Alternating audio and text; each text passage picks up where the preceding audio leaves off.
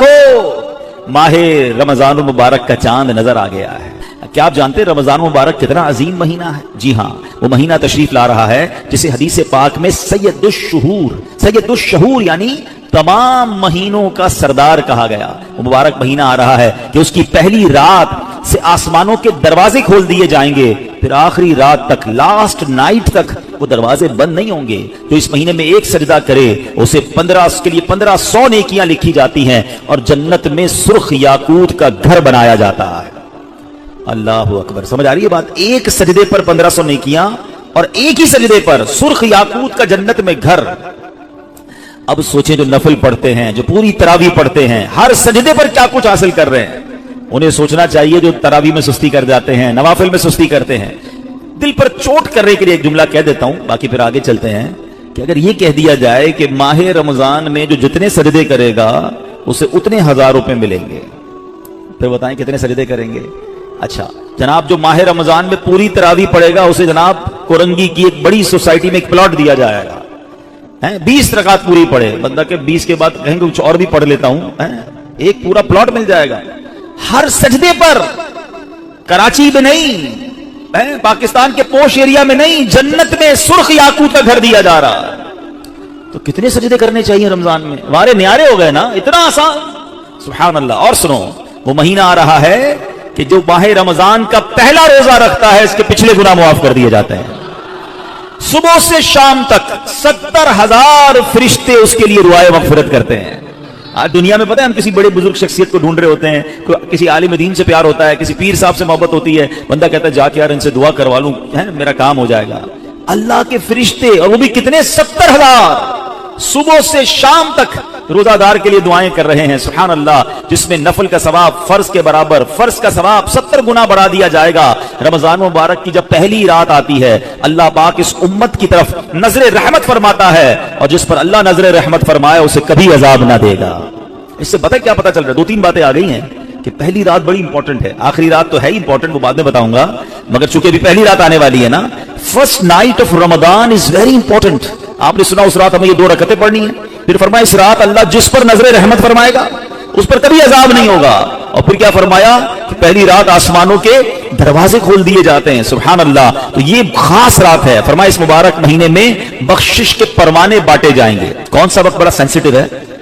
ये इफ्तार का वक्त है ना, ये बड़ा सेंसिटिव है, बड़ा हसास, बड़ा खूबसूरत वक्त है। हदीस पाक में आता है जिसका मजमून है हर रोज इफ्तार के वक्त 10 लाख गुनाहगारों की बख्शिश की जाएगी।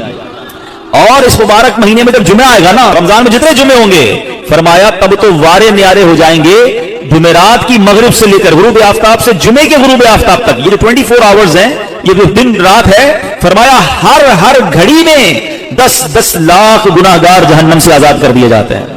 और वो भी कौन से? जिन पर जहन्नम वाजिब हो चुकी थी, गुनाहों की वजह से जिन पर जहन्नम वाजिब हो गई, वो गुनाहगार बख्शे जाएंगे। अल्लाह अकबर। अब सोचो ये रमजान कैसा महीना है, इसकी कितनी खुशी होनी चाहिए, कितनी प्रिपरेशन होनी चाहिए। इफ्तार का वक्त तो इतना नाजुक वक्त है कि 10 लाख बख्शे जा रहे हैं। हम इफ्तार में किस काम में लगे रहते हैं? भाई समोसे आगे के नहीं आए, पकोड़े आगे के नहीं आए, शरबत कहां है, दही बल्ले कहां है, फला चीज कहां है, घर में अफरा तफरी मची होती है। प्लीज ट्राई टू अंडरस्टैंड, ये इफ्तार का वक्त मांगने का वक्त है, गिड़गिड़ाने का वक्त है, आंसू बहाने का वक्त है कि मौला आज 10 लाख बख्शे जा रहे हैं, उन बख्शे जाने वालों में मेरा भी नाम लिख दे। क्या ही अच्छा हो कि बाप भी बैठा हो, माँ भी बैठी हो, बच्चे भी बैठे हो और हाथ उठे हुए हो, अल्लाह की बारगाह में इल्तिजाए हो, अल्लाह हमारा घराना तेरे दरबार में हाजिर है, अल्लाह इफ्तार का वक्त है, 10 लाख बख्शे जाएंगे, इस बख्शे जाने वालों में हमारी फैमिली का, हमारे घर बार का नाम लिख दे। तो मेरे इस्लामी भाइयों, पर्दे में जो मेरे इंटरनेट पर इस्लामी बहनें सुन रही हैं, बाद में सुने, कुछ ऐसा इंतजाम घर में करें कि 10-15-20 मिनट पहले आप सारे कामों से फारिग हो जाएं, अब दुआओं में गुजारें। इफ्तार का वक्त, इफ्तार से पहले भी दुआ करें, मगर जो खास मकबूलियत की घड़ियां हैं वो ऐन इफ्तार के बाद हैं। इफ्तार में लग जाते हैं हम, कोई खजूर खा ली, पानी पी लिया, दोबारा हाथ उठाएं, दोबारा मांगे, ये वक्त है मांगने का, ये कबूलियत की घड़ियां हैं। अल्लाह करे कि हम इन लम्हात को प्रॉपर अंदाज में, सही अंदाज में गुजारने में कामयाब हो जाएं। आपके घर पे जैसा मेहमान आता है आप वैसी तैयारी करते हैं ना। कोई दूर का मेहमान, नॉर्मल मेहमान, आप नॉर्मल सी तैयारी करते हैं। स्पेशल मेहमान, आप स्पेशल तैयारी करते हैं। कुछ मेहमान ऐसे होते हैं जिनके आने के लिए इंतजार होता है, यकीन नहीं आता वो हमारे घर आ रहे हैं। बंदा घर भी सजाता है, सफाई भी करता है, खुशबू भी लगाता है, اچھے اچھے کھانے بناتا ہے, مہمان کی تیاری ہے نا. تو رمضان یہ رب کی طرف سے ہمارے لیے مہمان آ رہا ہے, ہماری بخشش کروانے آ رہا ہے. ہمیں اپنے آپ کو سجانا ہے, اپنے اپنے کردار کو سجانا ہے. اپنی صحت کا بھی اس لیے خیال رکھو کہ میں اب ایسے الٹے سیدھے کھانے نہ کھاؤں رمضان سے پہلے. پتہ ہے جس کی شادی ہونے والی ہوتی ہے تو دولہے کو لوگ کہتے ہیں بھائی ذرا خیال رکھنا, شادی والے دن ہی بیمار مت ہو جانا. ایک ہفتہ پہلے سے احتیاط کرواتے ہیں, زیادہ سفر نہیں کرواتے, زیادہ تھکن والا کام نہیں کرواتے.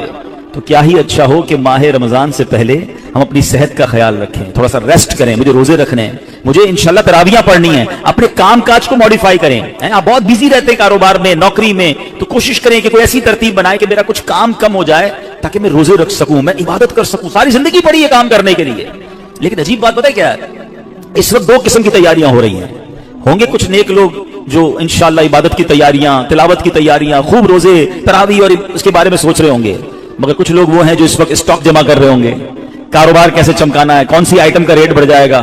وہ کاروباری لوگ پیسے کمانے کی تیاری کر رہے ہوں گے. کچھ گھر والے وہ ہوں گے جو یہ سوچ رہے ہوں گے بھائی رمضان میں پکانا کیا ہے, کھانا کیا ہے, کون سی آئٹم لینی ہے. رمضان کھانے پینے کے لیے نہیں آتا. اچھا ویسے بڑی عجیب بات ہے, ذرا سوچیں آپ کہ ماہ رمضان میں ہم روزے رکھتے ہیں, لاجیکلی تو سمجھ یہ آتا ہے کہ ہمارا وزن ٹھیک تھوڑا کم ہو جانا چاہیے, ہم تھوڑے سمارٹ ہو جائیں. مگر کئی لوگ وہ ہیں جن کا رمضان میں وزن بڑھ جاتا ہے. کیوں بھائی؟ اس لیے کہ سحری میں زیادہ کھاتے ہیں, پورا دن روزہ رکھنا ہے. رات زیادہ اس لیے کھاتے ہیں کہ پورا دن روزہ رکھا تھا, پھر 2 بار اور کھاتے ہیں کہ کل پھر روزہ رکھنا ہے. تو عام دنوں میں 2 بار کھاتے ہیں, رمضان میں 4-5 بار کھاتے ہیں. اور وہ کھاتے ہیں جو نہیں کھانا چاہیے. پورا سال جو چیز نہیں کھاتے وہ رمضان میں کھاتے ہیں, پھر موٹے ہو جاتے ہیں, طبیعت خراب ہو جاتی ہے, گلے خراب ہو جاتے ہیں. نہیں, ماہ رمضان تو کم کھانے کا مہینہ ہے, فریش ہونے کا مہینہ ہے. لیکن ہمارے یہاں تو فیسٹیول, اگر میں کہوں کسی کو کہ کسی غیر مسلم کو اگر رمضان میں دورہ کرا دیا جائے پاکستان کے مختلف شہروں کا اور کہیں بتاؤ کیا کیا آپ نے دیکھا, تو کہے گا لگتا ہے مسلمانوں کا کوئی کھانے پینے کا تہوار آ رہا ہے. کہ میں جس مٹھائی کی دکان پہ گیا وہ رش تھا, جس پکوڑے کی دکان پہ گیا وہ لائنیں لگی ہوئی تھی افطار سے پہلے, اور بورڈ لگے ہوئے تھے سحری آفر, افطار آفر. تو لگتا ہے مسلمانوں کا کوئی کھانے پینے کا سالانہ تہوار آتا ہے. کتنی عجیب بات ہے یار, جس مہینے میں پورا دن کھانے پینے سے رکنا ہے اس مہینے میں سارا دن رات کھانے پینے کی باتیں ہو رہی ہوتی ہیں. مجھے بتائیں نا, ہم دوست آپس میں ملتے ہیں کیا بات کرتے ہیں, یار سناؤ آج سحری کہاں کرنی ہے, اچھا بھائی افطار کہاں کرنا ہے, رات کدھر چلنا ہے کھانے کے لیے. ارے بھائی یہ بات کون کرے گا, تراویح کدھر پڑھنی ہے, آج تلاوت کدھر کرنی ہے, تہجد کہاں پڑھنی ہے, علم دین کی محفل کدھر سجی ہوئی ہے, ذکر و اذکار میں آج بیٹھ کے کدھر کرنا ہے, آج مل کے اللہ کی بارگاہ میں گر گڑا کر دعائیں کہاں کرنی, یہ گفتگو کیوں نہیں ہوتی. ماہ رمضان تو نیکیوں کا اجر بڑھا دیا گیا, مگر دماغ میں ایک ہی بات گھوم رہی ہوتی ہے, یا دوسری آج کل کھیل کود شروع ہو گیا رمضان میں. ایسا نہ کریں.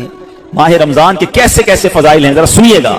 معراج شریف کی روایات میں ہے, معراج کے دولہا مکی مدنی مصطفیٰ صلی اللہ تعالی علیہ وسلم نے سدرۃ المنتہا کے قریب ایک فرشتہ دیکھا. آپ فرماتے لم ارا مثلہ, یعنی ایسا نرالا فرشتہ میں نے کبھی نہیں دیکھا. نبی پاک فرما رہے ہیں, تو آپ فرماتے ہیں کہ میں نے ایسا نرالا فرشتہ تو کبھی نہیں دیکھا تھا. یہ جب تسبیح کرتا تھا تو اس کی ایسی خوبصورت آواز تھی کہ اس آواز سے عرش بھی جھوم اٹھتا تھا. میں نے جبرائیل سے پوچھا ایو خلقی ھذا, اے جبرائیل یہ کون سی مخلوق ہے. عرض کی حضور یہ ایک فرشتہ ہے جو حضرت آدم علیہ السلام سے 2000 سال پہلے پیدا کیا گیا تھا. میں نے پوچھا اس سے پہلے یہ کہاں تھا. عرض کیا اللہ پاک نے عرش کے نیچے جنت میں ایک جگہ بنائی ہے, یہ وہیں ہوتا ہے. حضور آج آپ کے دیدار کے لیے حاضر ہوا ہے. کیا شان ہے میرے آقا کی, ہر کوئی فدا ہے بن دیکھے, دیدار کا عالم کیا ہوگا. ارے فرشتہ بھی میرے آقا کے دیدار کا تمنائی ہے. جبریل امین کہتے ہیں حضور آج آپ کے دیدار کے لیے حاضر ہوا ہے. مکی مدنی سلطان صلی اللہ تعالی علیہ وسلم فرماتے ہیں کہ اب نبی پاک علیہ السلام نے اس فرشتے سے ایک بڑا کمال کا سوال کیا. ذرا سنیے گا, آپ کا ایمان تازہ ہو جائے گا. پیارے آقا علیہ السلام نے اس فرشتے کو سلام کیا تو وہ تسبیح میں مصروف تھا, اللہ پاک کی تسبیح میں مصروف تھا, اسے سلام سنائی نہ دیا. اب جبریل امین نے اسے کہا ھذا محمد صلی اللہ علیہ وسلم, یہ محبوب خدا جناب رسول اللہ صلی اللہ علیہ وسلم ہے. جب اس نے سنا تو خوشی سے اپنے 2 سبز پر پھیلائے. یہ اتنے بڑے پر تھے جنہوں نے آسمانوں اور زمین کو گھیر لیا. اب اس نے مجھے نبی پاک فرماتے مجھ سے گلے ملنے کی سعادت حاصل کی, ادب سے بوسہ بھی دیا. پھر عرض کی یا رسول اللہ صلی اللہ علیہ وسلم آپ کے لیے گڈ نیوز ہے, آپ کے لیے خوشخبری ہے کہ اللہ پاک نے آپ ماہ رمضان کے صدقے آپ کی امت کی بخشش فرما دی. اس فرشتے نے نبی پاک کو خوشخبری عطا عرض کی کہ حضور آپ کی امت کو اللہ نے ماہ رمضان کے صدقے بخش دیا ہے. سبحان اللہ. نبی ہاشمی صلی اللہ علیہ وسلم مزید فرماتے ہیں اس فرشتے کے سامنے 2 صندوق رکھے ہوئے تھے جن پر ہزاروں تالے لگائے ہوئے تھے. میں نے پوچھا ان صندوقوں میں کیا ہے. اس فرشتے نے عرض کی ان صندوقوں میں آپ کی امت کے روزہ داروں کے لیے جہنم سے آزادی کے پروانے ہیں. آئے ہائے، ہماری آمد ہماری مغفرت کا انتظام پہلے ہی رب نے فرما دیا ہے. کاش ہم ماہ رمضان کے قدردار بن جائیں. اے گناہ گاروں، تمہاری سمجھ لو بات بن آئی ہے. عاصیوں کی مغفرت کا لے کر آیا ہے پیام. جھوم جاؤ مجرموں، رمضان ماہ غفران ہے. بھائیوں بہنوں، کرو سب نیکیوں پر نیکیاں. پڑ گئے دوزخ پہ تالے، قید میں شیطان ہے. اللہ اکبر. تو اے میرے پیارے اسلامی بھائیوں، یہ اس قدر مبارک مہینہ ہے کہ اللہ کریم اس مہینے میں رحمتوں اور برکتوں کے دروازے کھول دیتا ہے. اس مہینے میں مغفرتوں کے انتظام ہو گئے ہیں. اللہ کرے کہ ہم ماہ رمضان کی قدر کرنے والے بن جائیں. رب عز و جل قرآن مجید میں اس ماہ مبارک کے بارے میں فرماتا ہے. ماہ رمضان کی آپ اہمیت کا اندازہ اس بات سے بھی لگائیں کہ پورے قرآن میں صرف ایک ہی مہینے کا ذکر ہے، اور وہ مہینہ کون سا ہے؟ وہ مہینہ ماہ رمضان ہے. اللہ قرآن میں فرماتا ہے بسم اللہ الرحمن الرحیم شہر رمضان الذی انزل فیہ القرآن ھدی للناس وبینات من الھدی والفرقان فمن شہد منکم الشہر فلیصم. ترجمہ کنز العرفان. رمضان کا مہینہ ہے جس میں قرآن نازل کیا گیا، جو لوگوں کے لیے ہدایت اور رہنمائی ہے اور فیصلے کی روشن باتوں پر مشتمل ہے. تو تم میں جو کوئی یہ مہینہ پائے تو ضرور اس کے روزے رکھے. سبحان اللہ. اے میرے پیارے اسلامی بھائیوں، رمضان کا مہینہ کیا خوبصورت فرمایا کہ جو اس مہینے کو پائے وہ روزے رکھے. پیارے اسلامی بھائیوں، رمضان المبارک کی شان کیسی ہے. یہ مہینے جس کو بھی رمضان ملتا ہے نا، اس کو گویا لاٹری لگتی ہے. میں آپ کو واقعہ سناتا ہوں، بہت امیزنگ واقعہ ہے.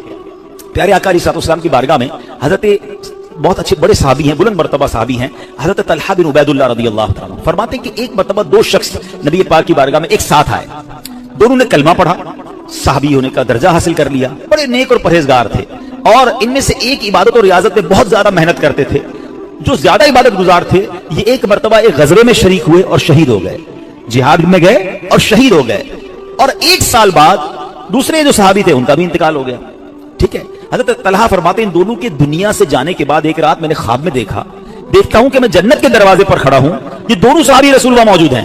اتنے میں جنت کے اندر سے کوئی باہر آیا، وہ صحابی جن کا انتقال ایک سال بعد ہوا تھا انہیں لے کر جنت میں چلا گیا. تھوڑی دیر کے بعد دوبارہ وہ فرشتہ آیا اور جو صحابی ایک سال پہلے شہید ہوئے تھے ان کو بعد میں جنت میں لے کر گیا. اب بات سمجھ آ رہی ہے؟ جو شہید ہوئے، زیادہ عبادت کرتے تھے، وہ بعد میں جنت میں گئے، اور جو ایک سال بعد جن کا انتقال ہوا، جو اتنی عبادت نہیں کرتے تھے مگر وہ جنت میں پہلے چلے گئے. اچھا کمال دیکھو صحابہ کرام علیہ رضوان کا، کہ جو بھی خواب دیکھتے تھے، جو بھی ذہنوں میں سوال ہوتا تھا، ڈائریکٹلی نبی پاک علیہ السلام کی بارگاہ میں آ جاتے. ان کے پاس کیسی نعمت موجود تھی کہ اس کا مسئلے کا حل تو نبی پاک نے کرنا ہے. کہ حضور یہ کیا ماجرا ہے؟ شہید وہ ہوئے، عبادت بھی زیادہ کرتے تھے، جنت میں وہ بعد میں جا رہے ہیں، جن کا انتقال بعد میں ہوا حضور وہ پہلے جا رہے ہیں جنت میں. اللہ اکبر. تو نبی پاک علیہ السلام نے کیا خوبصورت جواب دیا. فرمایا یہ دوسرے صحابی ایک سال زیادہ زندہ نہیں رہے؟ کہا جی حضور یہ تو ایک سال زیادہ زندہ رہے. تو فرمایا کیا ایک سال زیادہ زندہ رہنے والے نے ایک سال پہلے شہید ہونے والے سے زیادہ روزے نہیں رکھے ایک سال میں؟ فرمایا ہاں روزے تو رکھے.